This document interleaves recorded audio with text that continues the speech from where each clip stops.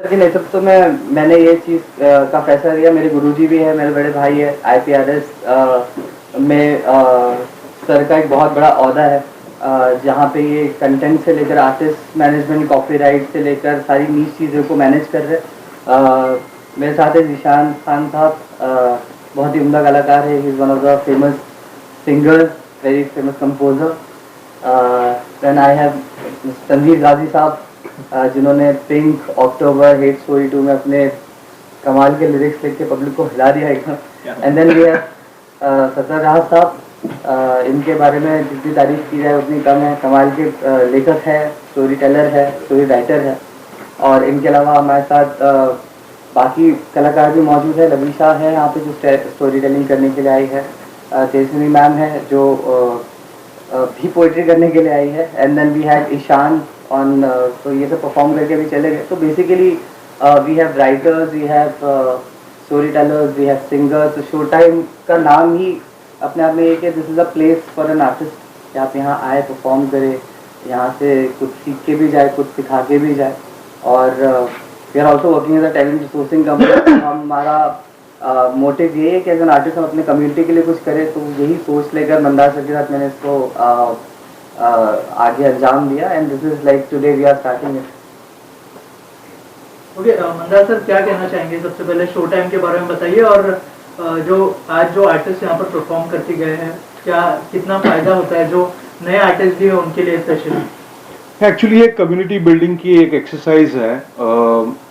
हो क्या रहा है कि एक पर्टिकुलर टाइप का म्यूजिक बनने के बाद ये ऐसा लगता है कि यही सही है, और एक है जो हमें लगता है कि सही है, और एक है जो वाकई में सही है। तो इस दोनों के बीच में एक कम्युनिटी फंसी हुई है आर्टिस्ट की, कि हम लोग मुंबई के हिसाब से काम करें या कलाकार के हिसाब से काम करें। और एक मोटिव ये है इस पूरी इनिशिएटिव के पीछे कि ये आपका वर्ल्ड है, ये आपकी स्टोरी है, जो शो टाइम आपको अपॉर्चुनिटी देगी। एंड शो टाइम का मूल उद्देश्य यही है कि इसमें संगीत की तरह बात हो, एंड ना कि सिर्फ पॉपुलर संगीत या फोक संगीत या पोइट्री, या ऐसे बांधना नहीं चाहिए इस आर्ट फॉर्म को, क्योंकि ये बहुत सरल एक्सपीरियंस है। और जिस तरीके से दुनिया जा रही है, ये हमारा एक छोटा सा प्रयास है कि हम ये सारे जो जिनको बोलते हैं ना प्योर फाइन आर्ट फॉर्म्स, उनको शो टाइम के जरिए एक स्टेज पे लाए, उनको एक स्टेज मिले और हर किसी आर्टिस्ट को अपनी एक्सप्रेशन रखने के लिए एक जगह मिले। सो ये ओवरऑल मोटिव है इस विजन के पीछे। एंड मैं बहुत ही मतलब प्राउड महसूस कर रहा हूँ आज, बिकॉज एक तो इतने बड़े शायर, इतने बड़े कवि, इनके साथ बैठने का मौका मिल रहा है, इनको सुनने का मौका मिल रहा है। और ऐसे बहुत कम वेन्यूज बचे हैं जहां एक्चुअली इन चीज़ों के बारे में बात हो रही है।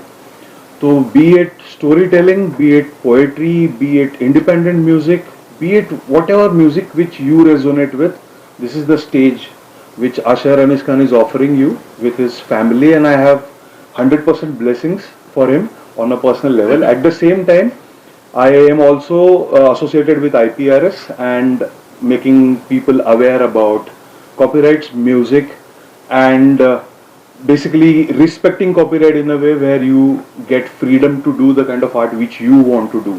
सो आई थिंक वहाँ यहाँ कहीं तो ये point, I think mid point है कि जो इन दोनों में कॉमन है। शो टाइम भी शायद यही करना चाहता है, और हमारी पूरी ब्लेसिंग्स इनके साथ हैं। आप क्या कहना चाहेंगे, क्या बेस्ट विशेस होंगी शो टाइम के लिए, और कितना इम्पोर्टेंट है जो बड़े आर्टिस्ट है, जो नए आर्टिस्ट है, उनके लिए कितना बड़ा प्लेटफॉर्म होगा, या कितनी बड़ी अपॉर्चुनिटी होगी? मुझे लगता है कि एक बॉम्बे जैसे शहर में एक काफ़ी लोग एज अ बिजनेस की तरह देखते हैं इस मॉडल को, making a room and running a room. But I think so because Ashar is himself is an artist, he understands the nuances of being an artist, what an artist feels like and what is an art form. तो वो एक बहुत खूबसूरत उसका बोलता ना एक shape में आता है वो, कि उनको खुद को समझता है कि म्यूज़िक क्या है। फिर उसके बाद में वो अपने आर्टिस्ट किस तरीके आर्ट फॉर्म यहाँ पर आ सकता है। जैसे मंदार भाई कह रहे थे कि फोक म्यूज़िक हो गया, या फिर हम वो आर्टिस्ट जो आर्ट करना चाहते हैं उन्हें अपने फैसले नहीं बदलना पड़ेंगे क्योंकि किस तरह का म्यूज़िक चल रहा है। उस हिसाब से मुझे लगता है एक बहुत ही बढ़िया एक जगह बना ली है जहाँ पर आके जो भी सारे नए आर्टिस्ट हैं और पुराने आर्टिस्ट हैं, जिस तरीके से सारे सिंगर्स जो हैं वो अपना खुद का लेबल खोल रहे हैं क्योंकि उनको अपना खुद का म्यूज़िक करना है, उसी तरीके से जिन लोगों को अपना रियाज करना है, अपने आप को पॉलिश करना है, उसके लिए बहुत ही बेहतरीन जगह है। सर आप क्या कहना चाहेंगे शो टाइम के बारे में? किसी का शेर है कि खुशबू को फैलने का बहुत शौक है मगर मुमकिन नहीं हवाओं से रिश्ता किए बगैर। शो टाइम एक जगह है जहाँ हर हवा और खुशबू का एक कनेक्शन कायम होता है।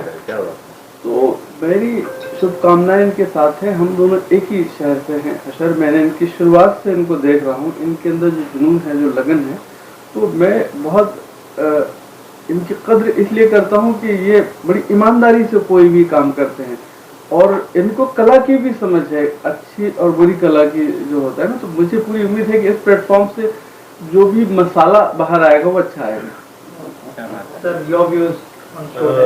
मैं जो बात कही जिशान भाई ने उसकी मिसाल एक तरह से मैं अपने आप को मानता हूँ कि मुंबई जैसे शहर में हम जैसे शायरों को जो मुंबई से ताल्लुक़ नहीं रखते, अपनी बात कहने का, अपनी बात लोगों तक पहुँचाने का बहुत अच्छा और खूबसूरत ज़रिया हमें फराहम किया अशर साहब ने। तो मैं उनको बहुत मुबारकबाद देता हूँ और उम्मीद करता हूँ कि ये जगह हर लिखने वाले के लिए काम आएगी, हर गाने वाले के काम आएगी। बहुत शुक्रिया।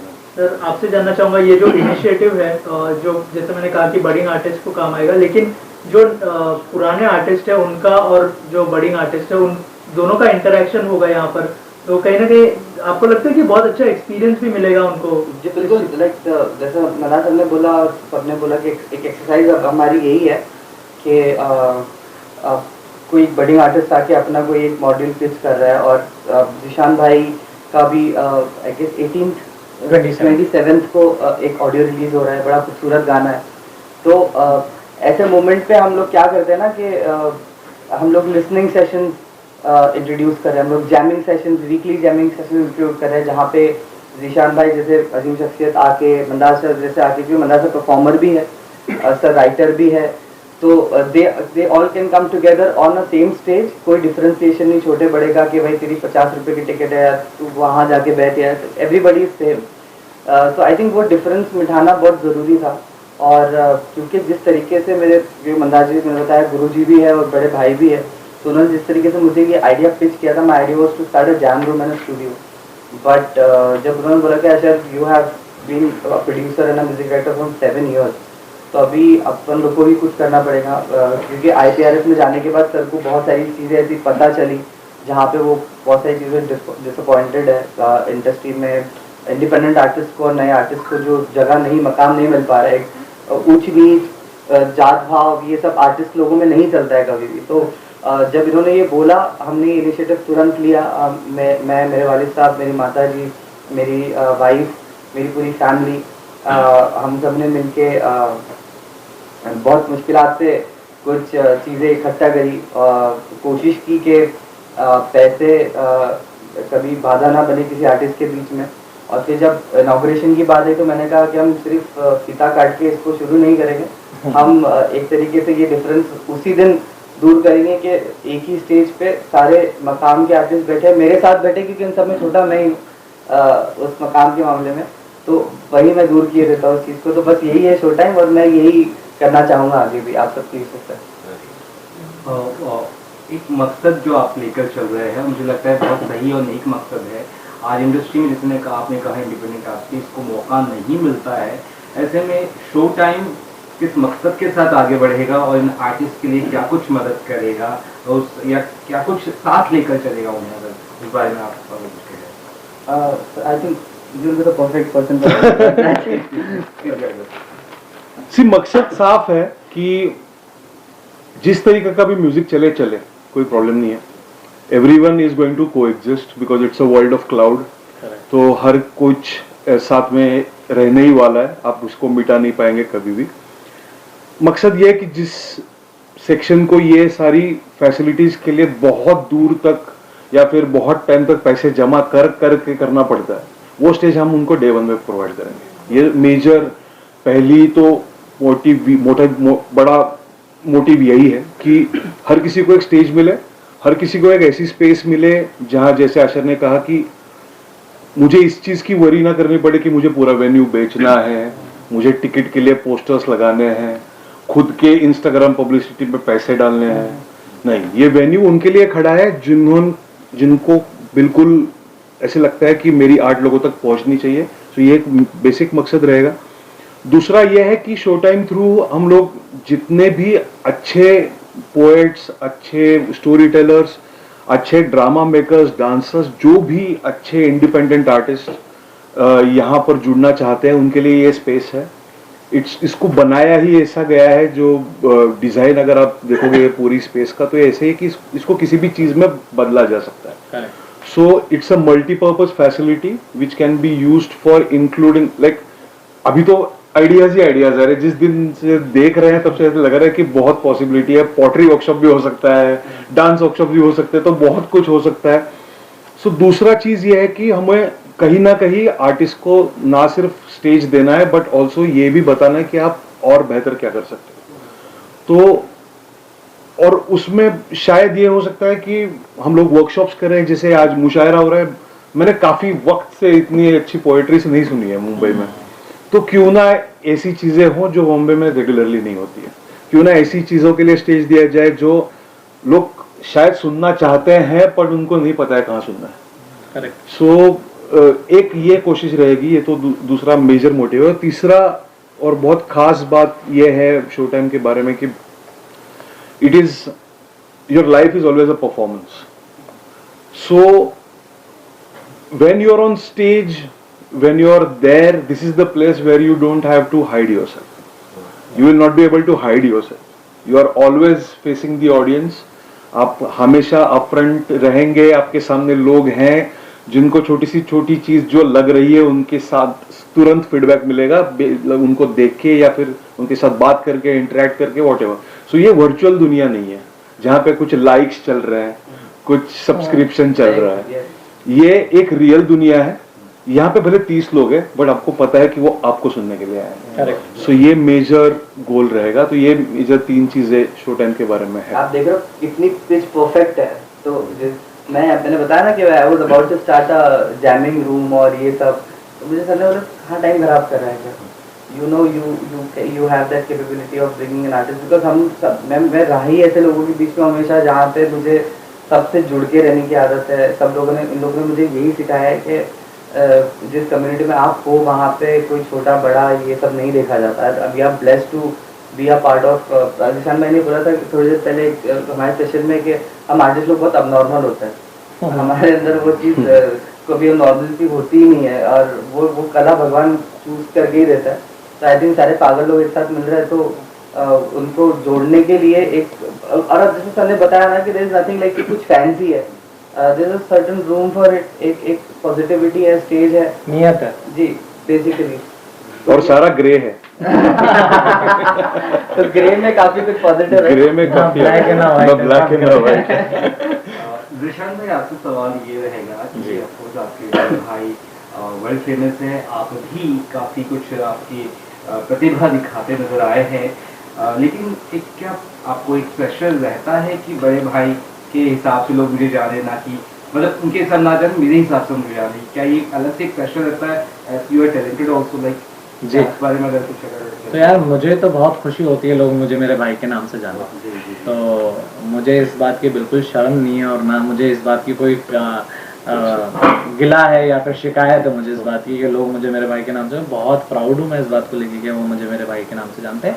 उसके अलावा 2 अलग आर्ट फॉर्म से आते हैं हम, वो स्टैंड अप कॉमेडियन है, वो एक एक्टर है, वो एक शायर है, और मेरा जो पूरा आर्ट फॉर्म है वो म्यूज़िक की तरफ है। तो कंपैरिजन ही नहीं है, कुछ वैसा है नहीं। तो वो मैं अपनी सफ़र पे हूँ, वो अपने सफ़र पे हैं, हम भी वहाँ तक पहुँच जाएंगे इंशाल्लाह कभी ना कभी। क्या कुछ कहना चाहेंगे? एक बहुत नई सोच के साथ, एक बड़ी मुहिम के साथ आगे बढ़ रहे हैं, युवाओं को ज़्यादा आई थिंक इससे मदद मिलेगी, क्या आपकी सोच के बारे में? जी मुझे लगता है ना, एज एन आर्टिस्ट आप बहुत बार स्टेज पे चढ़ते हो और आपको समझ में आने लग जाते हैं लोग, कि आप जैसे देखते हो आपको समझ में आते हैं कि इंसान किस नीयत के साथ में आपसे बात कर रहा है, क्या कर रहा है। तो मुझे लगता है जो इस जगह की सबसे खूबसूरत बात है कि एक तो अशर बहुत मेहनती हैं, दूसरी चीज़ बहुत अच्छी नीयत के साथ कर रहे हैं, बहुत ईमानदारी से कर रहे हैं ये काम।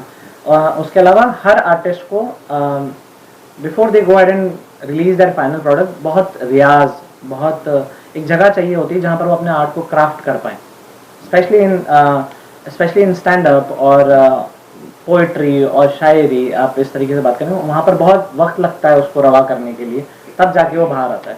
तो मुझे लगता है उससे बेहतर जगह नहीं हो सकता। और मेहनती लोग हैं, और मैं मतलब मेरे बड़े भाइयों के बीच में बैठा हूँ, मुझे तो लगता है जिस जगह पर ऐसे लोग बैठे हैं उस जगह का बेहतर ही होगा। तो आपसे जानना ये चाहेंगे कि आजकल जो युवा है जो फेमस हो गए हैं बट उनका टैलेंट नहीं है, जो टैलेंट है वो फेमस होने के लिए वक्त लगता है, तो उस बारे में क्या कुछ कहना चाहेंगे? क्या ये सब शो टाइम उसी मकसद के तहत शो टाइम का आगाज हुआ है।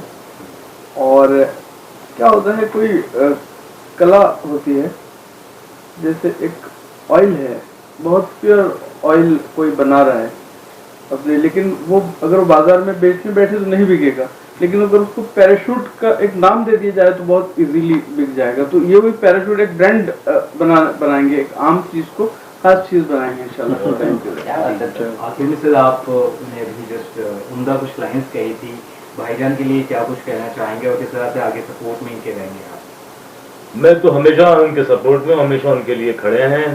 तो मैं उनके लिए यही कहूँगा कि तेरे खादिम हैं तेरी शान में खड़े हुए हैं, तेरे खादिम हैं तेरी शान में खड़े हुए हैं, हम यहाँ तेरे ही सम्मान में खड़े हुए हैं। तो हमेशा इनके साथ हैं। और एक एम.एफ. हुसैन साहब की एक पेंटिंग थी, वो 1 करोड़ रुपए में बिकी थी। तो उनसे किसी ने पूछा कि साहब ये आपकी जो 1 करोड़ में पेंटिंग बिकी आपने कितने वक्त में बनाई? तो उन्होंने कहा ये मैंने 10 मिनट में बनाई थी, लेकिन इसको सोचने में 40 साल लगे। तो अशर ने जो काम किया है वो हो सकता है 1-2-4 महीने में शुरू हो गया, लेकिन इसको सोचने में एक लंबा वक्त लगा है। तो मुझे लगता है कि इसके रिजल्ट जो है वो भी बहुत लंबे वक्त तक देखे जाएंगे, और मेरी बहुत शुभकामनाएं उनको। फाइनली फैमिली सपोर्ट किस तरह से रहा? आपकी वाइफ काफी आपके साथ यहाँ पे सपोर्ट में है और फैमिली भी आपको सपोर्ट में रहेगी, किस तरह से उनका सपोर्ट आपके साथ रहा है, अगर उस बारे में कुछ कहिए। सर मैं मतलब आई एम हियर सिंस 2012 और सपोर्ट है। मैं क्या बोलूँ, मतलब मेरे अलावा मेरे फैमिली के बारे में मंदार सर, सतलज भाईजान, तनवीर बाबू, जिशान भाई, सब तारिक भाईजान का मैं नाम लेना भूल जा रहा हूँ, मुझे बड़ा मारेंगे वो, बड़े कतराते मीडिया के सामने आने से। तो फैमिली है तो हम लोग हैं सर। अदरवाइज जैसा मैंने बोला, हम आर्टिस्ट है, नौसिखी है, कुछ भी करते हैं, कुछ भी सोचते हैं, कुछ भी ड्रीम करते हैं। मैं यहाँ पर ऐड करना चाहूँगा, मुझे ऐसा लगता है कि ये सभी के साथ में कि हमें सबको कोई चाहिए जो भरोसा दिखा दे हम पे, है ना, कि वो कहते कि यार तू कर लेगा, तू कर ले, right. So I think so that's the part Ashar family has played, that कि उन्होंने बोला हाँ तेरे में है तू कर ले भाई। So I think that gives a lot of motivation and courage to go ahead and do it. Very true. So yeah. तो एक चीज जो सतलज भाई ने बोले बहुत सही है, बोली कि एक चीज है कि जो पेंटिंग तो 10 मिनट में बनी है बट 40 साल सोचने में लग गए। ये इस कंट्री में एक्चुअली हुआ है। यूएस में बस्किंग कल्चर काफी टाइम से है, करेक्ट, और हम लोग अभी भी फिगर आउट ही कर रहे हैं कि बस्किंग किया कैसे जाए। तो आई थिंक शो टाइम ये एक शुरुआत है, इससे और वेन्यूज एग्जांपल्स ले कि बस्किंग पॉसिबल है, एक बहुत ही प्रॉपर वे में पॉसिबल है, एंड ये कल्चर आना चाहिए। और आर्ट फॉर्म्स में प्रमोशन के लिए नए नए आर्टिस्ट को एक बेसिक स्टेज, जो बोलते हैं ना कि आज मुझे लगता है कि मैं रेडी हूँ और बस 10 लोग मिल जाए तो मैं कुछ कर लूँ, वो जो एक जुनून है इस जनरेशन में, जो ये थोड़ी सी अगर उसको हवा मिल जाए, जो सिर्फ वो एक छोटी सी 2x2 के स्क्रीन में लिमिटेड ना हो, यहाँ है वो शुरुआत। एंड मुझे लगता है कि यहाँ से ये काफी बड़ा लीप हो सकता है इंडियन बस्किंग सीन के लिए। Thank you. Thank you. Thank you.